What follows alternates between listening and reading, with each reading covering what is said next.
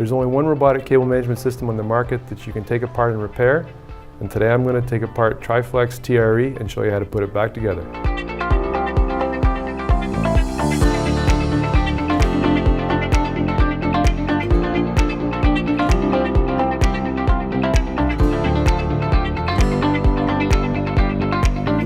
Hi, I'm David Sandiland, Automotive and Robotics Sales Manager at IGUS, and today I'm going to show you how to disassemble and reassemble Triflex TRE. Triflex TRE is a unique product because it has a slit on either side that you can insert and remove cables, greatly reducing downtime. You can also disassemble and reassemble this product, removing links that have been damaged. To do this, you need a special tool designed by IGUS that is unique to each size of Triflex, so make sure you have the right one. To start, you have to understand where the tool will go. So we'll demonstrate that by using the end of the Triflex.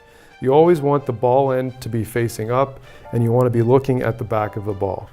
You're going to stick the tool in either side of the ball, thereby creating a wedge, and you're going to roll the ball against the tool. For the purpose of this demonstration, I cut away some tabs to simulate some damage and to make it easier to see where the tool has to go.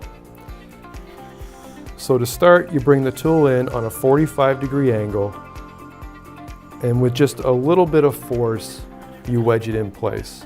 Once the tool can stand up on its own, you have it in the correct position.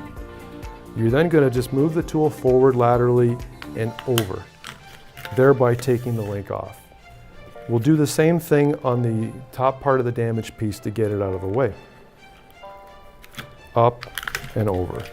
So the damaged piece is out of the way, and now we have to put it back together.